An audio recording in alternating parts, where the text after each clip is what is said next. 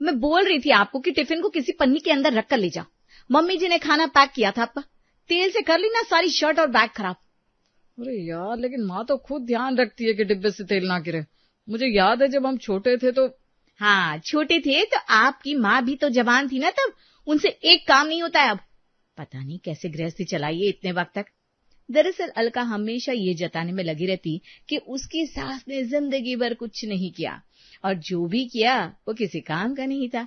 कुल मिलाकर गृहस्थी चलानी सास को आती नहीं है। फिर एक दिन, माँ कल मेरे बॉस आ रहे हैं, खाने पर तो कुछ अच्छा बना लेना। अलका को गुस्सा आता है, भाई माँ को क्यों कहा, उसे क्यों नहीं? ठीक है बेटा, बता देना क्या खाते हैं तो वही बन जाएगा। क्या बात कर दी माँ जी, मैं संभाल लूंगी, आप तो रहने ही दीजिए। हाँ भाई, देख लेना, जो भी बनाए बना लेना। अलका किचन में तैयारी कर रही थी। शाम को रितेश के बॉस आने वाले थे तो उसने सोचा कुछ स्पेशल बनाए तो चाइनीज बना डाला। शाम को बॉस आते हैं, खाने की टेबल पर सब बैठते हैं। अरे वाह, चाइनीज, अच्छा ये तो। पर मुझे सच कहूं तो घर का खाना खाने का बड़ा मन था। सुना था इंडियन फैमिली में माँ के हाथ का खाना कुछ अलग होता है। अलका का चेहरा उतर जाता है। रितेश भी थोड़ा असहज हो जाता है। माँ, आपने कुछ नहीं बनाया आज? बेटा मुझे तो पता ही नहीं था क्या बनाना है।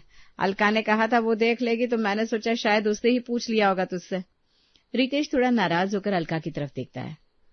अलका, तूने मुझे बताया क्यों नहीं कि तू चाइनीज बना रही है? मैंने कहा था ना घर का खाना बनाओ। अरे मैंने सोचा बॉस को कुछ नया पसंद आएगा, मुझे क्या पता था इन्हें माँ का हाथ का खाना चाहिए। बॉस बीच में हंसते हुए बात संभालने की कोशिश करते हैं। अरे कोई बात नहीं बेटा, चाइनीज भी बढ़िया बना। वैसे रितेश, तुम बहुत अच्छे लड़के हो, काम में मन लगाते हो, इज्जत से बात करते हो। लगता है माँ ने बहुत अच्छे संस्कार दिए है तुम्हें। माँ मुस्कुराती है। कुछ बोलने वाली थी कि अलका बीच में बोल पड़ती है। सर वो बात यह है कि शादी के बाद ना रितेश ने असली तरक्की की है। मैंने इन्हें सही रास्ता दिखाया, आगे बढ़ने के लिए प्रेरित किया, वरना पहले तो यूं ही टाइम पास करते रहते थे वो।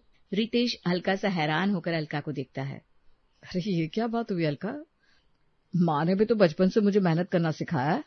हाँ वो ठीक है, पर बचपन की बात अलग है। करियर में जो ग्रोथ हुई है ना वो मेरी वजह से हुई है, ये तो आप मानेंगे ही ना। माँ चुपचाप सुनती रहती है, कुछ नहीं बोलती। बॉस माहौल हल्का करने की कोशिश करते हुए बात बदलते हैं।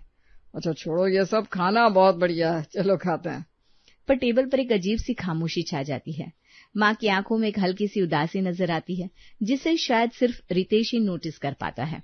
अगली सुबह माँ सब्जी लेने बाजार जाती है। शाम को जब लौटती है तो हाथ में थैला लिए किचन में आती है। अलका फटाफट थैला चेक करती है।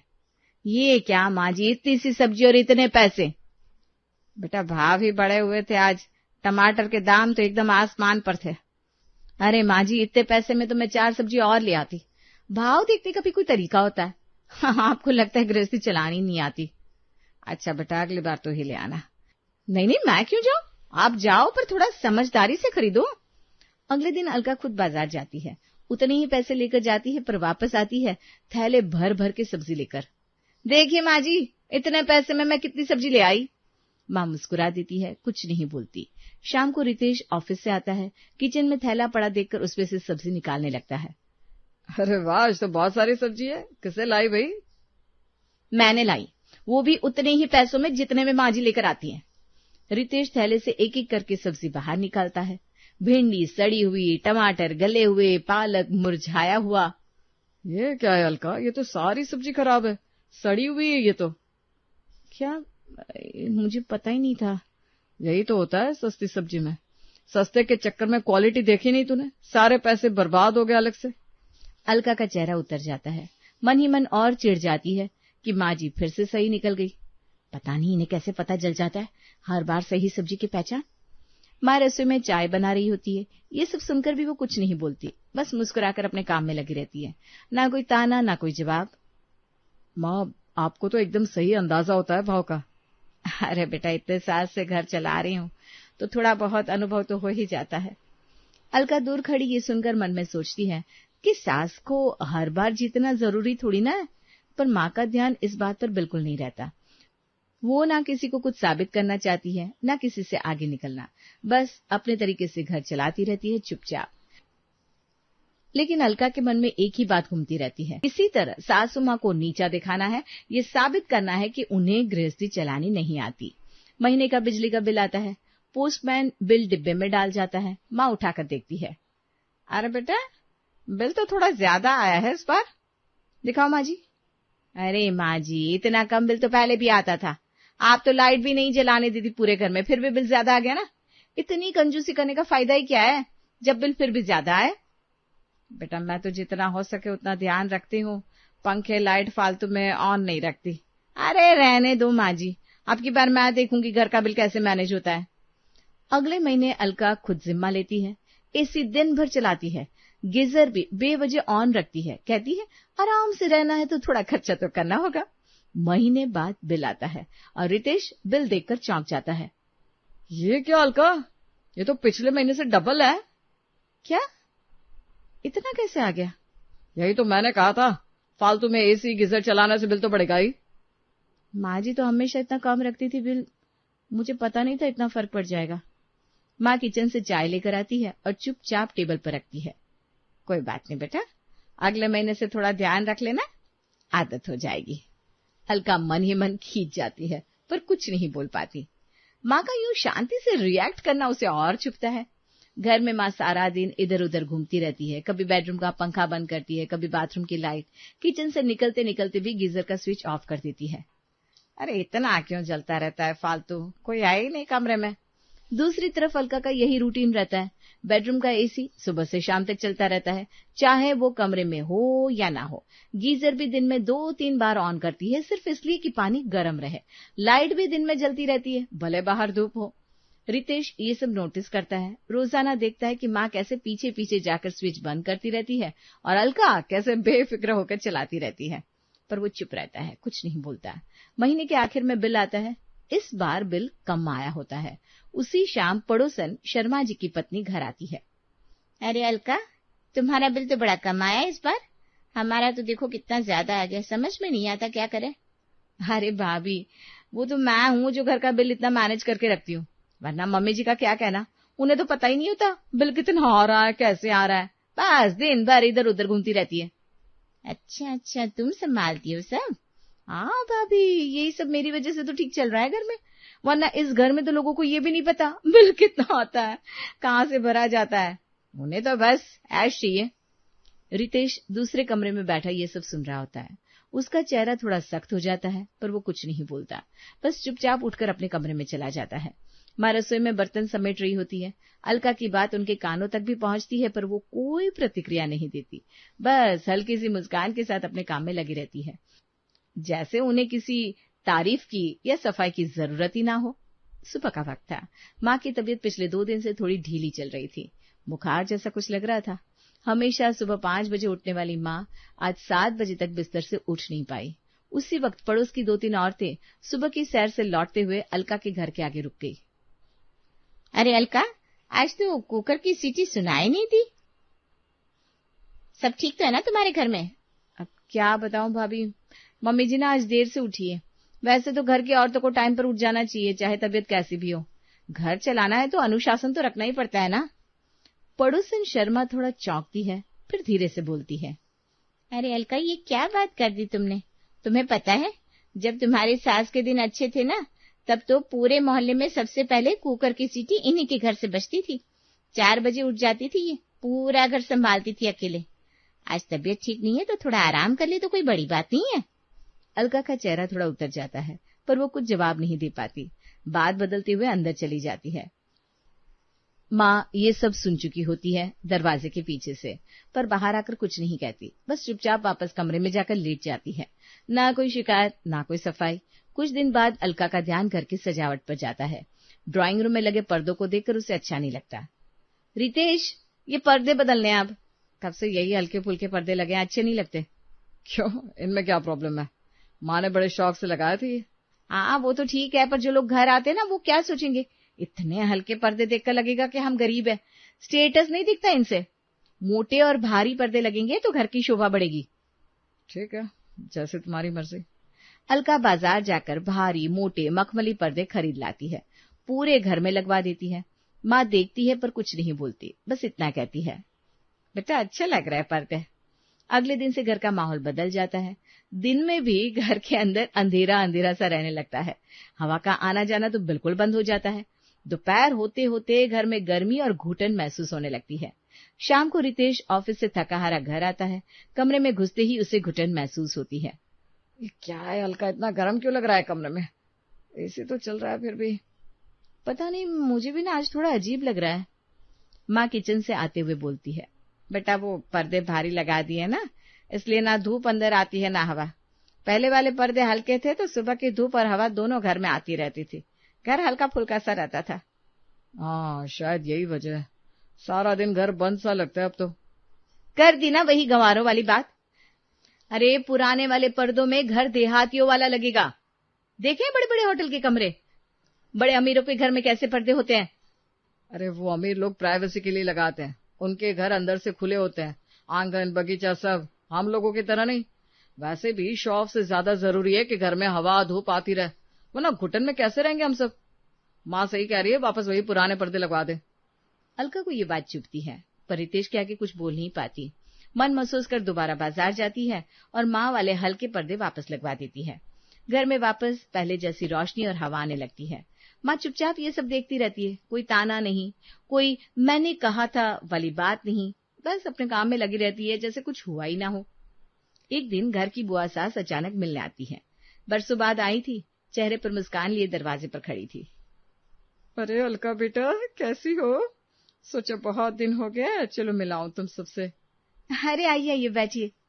बुआ के आते ही माँ जल्दी से अलका को कहती है, बेटा जरा चाय नाश्ता ले आ, बुआ जी आई है ना। माँ जी मुझे थोड़ा काम है, आप ही देख लो। माँ कुछ नहीं कहती, चुपचाप उठकर खुद रसोई में जाती है। थोड़ी देर में गरम चाय और नाश्ता बनाकर ले आती है और बुआ के सामने बड़े प्यार से रखती है। लो बुआ जी गर्मा गर्म खा लो। अरे भाभी आपने क्यों तकलीफ की, अलका को बोल देती। अरे कोई तकलीफ नहीं, आप आइए तो बनता है ना। अलका दूर से ये सब देखती रहती है, कुछ नहीं बोलती। काफी देर बाद रितेश बाहर आता है। अरे बुआ आप कब आई? अलका ने बताया भी नहीं मुझे। अरे बेटा अभी आई हूँ, सोचा था बैठूंगी बातें करूंगी, पर लगता है समय नहीं है यहाँ किसी के पास। बुआ मन ही मन याद करती है कैसे रितेश की माँ हमेशा उन्हें सर आंखों पर बिठाती थी। आते ही चाय नाश्ता, पूरा आदर सत्कार। थोड़ी देर बैठकर बुआ बिना ठीक से बात किए ही चली जाती है। रितेश कुछ कहना चाहता है पर चुप रह जाता है।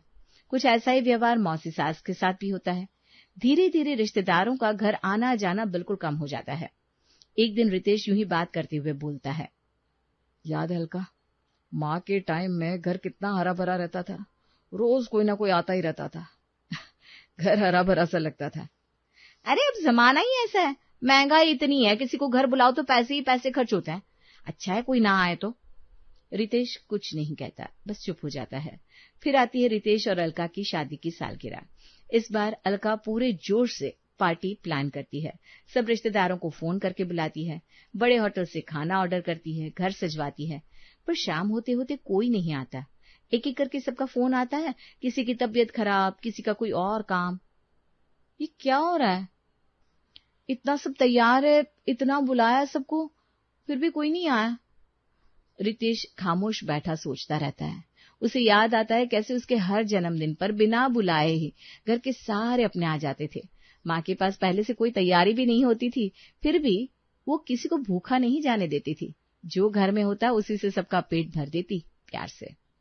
अलका आज इतना सब तैयार है फिर भी कोई नहीं आया, और माँ के पास कभी कुछ तैयार नहीं होता था, फिर भी सब खुद खींचे चले आते थे।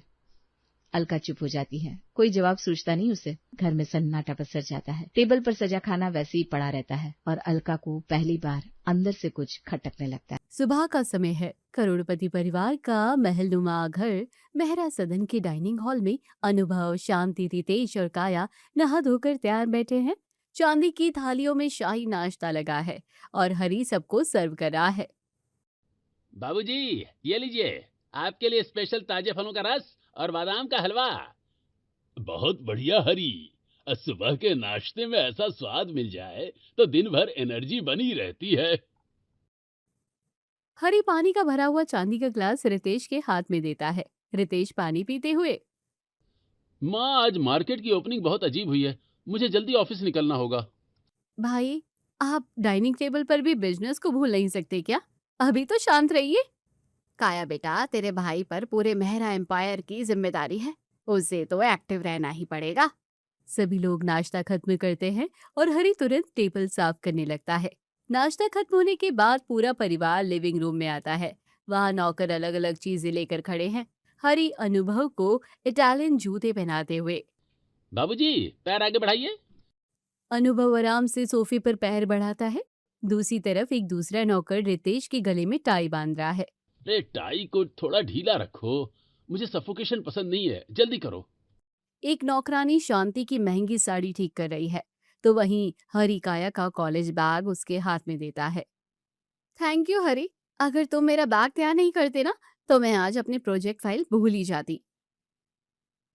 तभी काम वाली चंपा हॉल की बड़ी कांच वाली खिड़की का बाहरी पर्दा हटाने लगती है। अरे चंपा, तू ये क्या कर रही है? उस पर्दे को तुरंत वही छोड़ दे, बिल्कुल मत हटाना।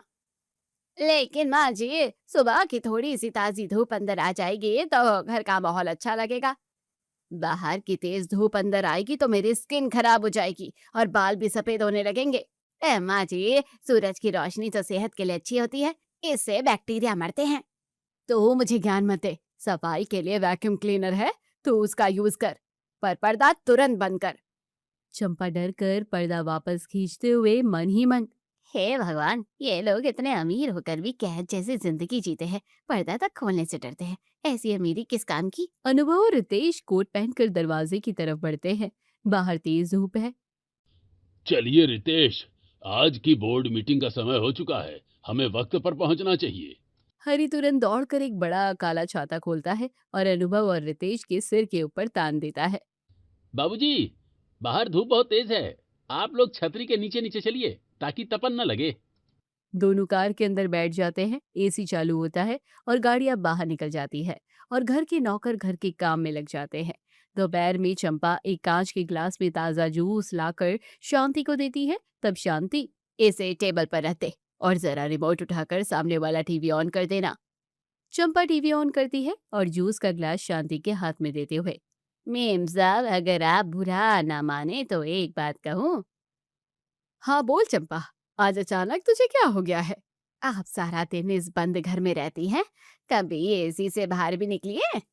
ना बाबा ना, मैं तो भूल कर भी बाहर नहीं जाऊंगी। गर्मी का मौसम है, मुझे तुरंत लू लग जाएगी। पर मेम साहब, हमेशा एसी की हवा में रहना भी तो शरीर के लिए अच्छा नहीं होता। जब मेरे घर में एसी है और हम इसे अफोर्ड कर सकते हैं तो मैं धूप में क्यों निकलूं? तू बाहर निकल, तेरे लिए एसी की सुविधाएं नहीं है, चल मुझे ज्ञान मत दे। बेचारी चंपा मुंह उतर कर चली जाती है। थोड़ी देर बाद शांति सोफे से उठती है और घर के अंदर बने प्राइवेट एसी जिम की तरफ चली जाती है। वो ट्रेड मिल चलाते हुए वो बाहर कांच से बाहर रोड पर लोगों को देखकर अपनी आप से, हे भगवान, ना जाने ये बाहर के लोग अपनी जिंदगी कैसे जीते हैं। कोई इतनी धूप में ठेला धकेल रहा है, कोई बाइक से कहीं भाग रहा है। शायद भगवान ने हमें ये सब कष्ट झेलने के लिए नहीं बनाया है। शांति अपने कानों में महंगे एयरपॉड लगा लेती है और बाहर की दुनिया से बेखबर होकर दौड़ना जारी रखती है। शाम का समय हो चुका है। अचानक मौसम बदल जाता है और बाहर हल्की हल्की बूंदें गिरने लगती है। शांति और काया लिविंग रूम में बैठकर बातें करते हुए, अरे काया देखो, बाहर बारिश भी होने लगी है। हाँ माँ, मौसम खराब लग रहा है। पिताजी और भैया अभी तक ऑफिस से घर क्यों नहीं आए? वो बस बेटा आते ही होंगे, पर कहीं ऐसा ना हो कि वो कार से उतरकर अंदर आते आते भीग जाए। तभी बाहर गाड़ी के हॉर्न की आवाज सुनकर शांति हरी से, हरी, जल्दी से छाता लेकर जा और उनको ले आ। हरी तेजी से छाता लेकर बाहर भागता है, लेकिन तब तक अनुभव और रितेश लॉबी के अंदर आ चुके होते हैं। अरे हरी, छाता लाने में इतनी देर लगाई, हम बाहर भीग जाते तो। मुझे माफ कर दीजिए बाबूजी, मैं जैसे ही घंटी बजी तुरंत छाता लेकर भागा था।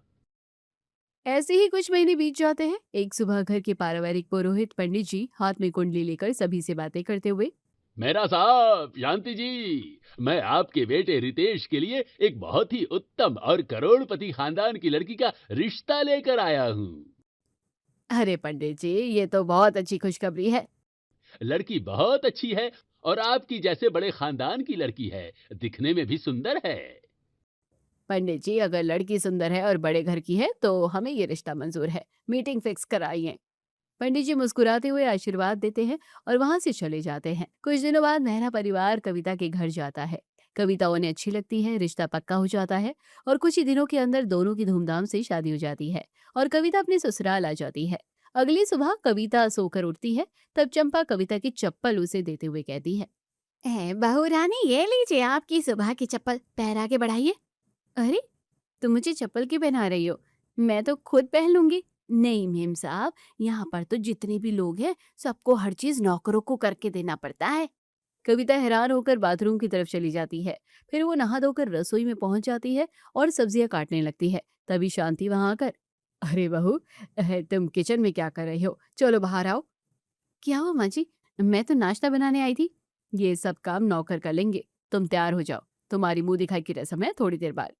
कविता चाकू रखती है और अपने कमरे की तरफ चली जाती है। शाम को मुंह दिखाई की रस्म चल रही है। सोसाइटी की औरतें कविता की तारीफ करते हुए, अरे वाह शांति, तुम्हारी बहू तो बड़ी ही सुंदर है, तुम्हारी तरह। ऐसा ससुराल भी किस्मत वालों को मिलता है, जहाँ कदम कदम पर नौकर लगे हो।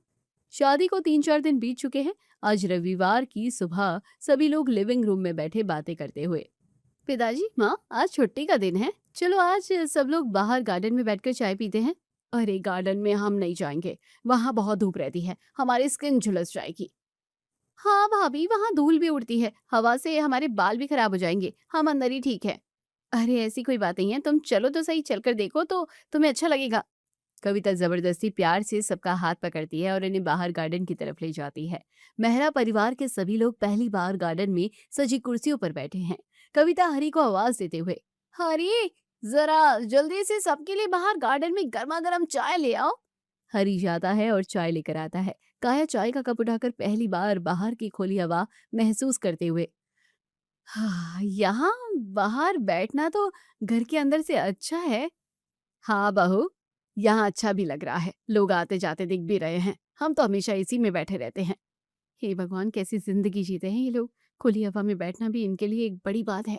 ऐसे ही कुछ दिन और बीत जाते हैं। एक दिन कविता अपनी सास के कमरे में जाती है और अपनी सास के कमरे की खिड़कियां खोलने लगती है। तभी शांति, नहीं बहू नहीं, खिड़की मत खोलो, बाहर की हवा में जम्स होते हैं। हे भगवान, इनको तो इतनी एसी की आदत पड़ी है कि ये लोग बिना एसी के एक सेकंड भी नहीं रह सकते। मुझे कुछ तो करना पड़ेगा। ऐसे ही कुछ दिन बीत जाते हैं। एक दिन कविता घर के पिछले हिस्से में लगे बड़े बिजली के मेन स्विच बोर्ड के पास पहुंचकर उसे बंद कर देती है।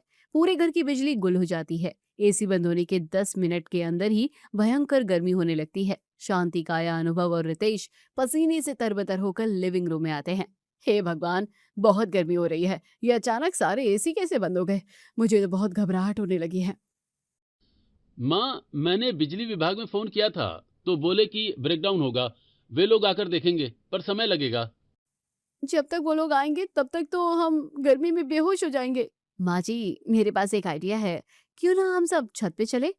अरे बहू, लेकिन छत पे तो जर्म्स होते हैं ना, और बारिश भी हो सकती है और कीड़े मकोड़े भी हो सकते हैं। माँ जी, कुछ नहीं होता, आप चलो तो सही। कविता पूरे परिवार को लेकर सीढ़ियां चढ़कर छत पर जाती है। जैसे ही वो सभी खुली छत पर कदम रखते हैं, वहां चल रही ठंडी हवा के झोंके उनके चेहरों को छूते हैं, तो सबके चेहरों पर तुरंत सुकून सा आ जाता है। ओहो भाभी, यहाँ तो बहुत अच्छी हवा चल रही है, मुझे तो बहुत अच्छा लग रहा है। हाँ, छत पर आना वाकई एक सही फैसला था।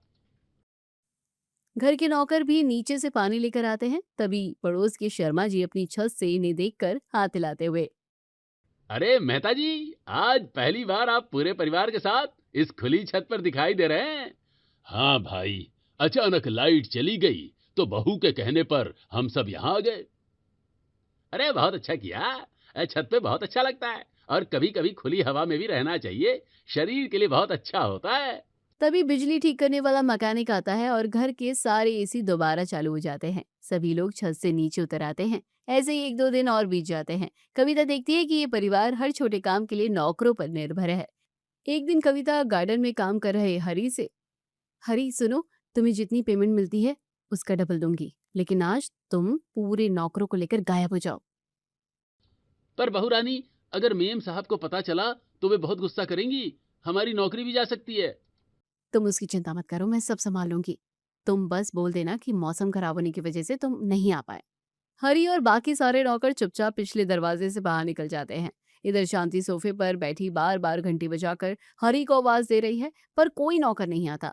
तभी कविता वहां आकर, माँ जी, आज नौकर ही नहीं है। हरी का फोन आया था, मौसम खराब होने की वजह से वो नहीं आ पा रहे हैं। आज अपने अपने हाथ से खाना बनाना पड़ेगा। Oh my God! ये तुम क्या कह रही हो बहू? आज एक भी नौकर नहीं है। चलो खाना बाहर से ऑर्डर करते हैं। माँ जी, बाहर का खाना हाइजीनिक नहीं रहता। क्यों ना आज हम सब मिलकर खुद अपने हाथों से घर में कुछ बनाएं? अरे शांति, बहू ठीक तो कह रही है। बाहर का गंदा खाना खाने से अच्छा है कि आज हम सब मिलकर खुद खाना बनाते हैं। मेहरा परिवार का हर सदस्य आज किचन के अंदर खड़ा है। कविता मुस्कुराते हुए सबको काम बांट रही है। अनुभव और रितेश सब्जियां संभाल रहे हैं। माँ जी, आप बस इस परात में आटा गूंथ लीजिए, तब तक मैं और काया सब्जियां काट लेते हैं।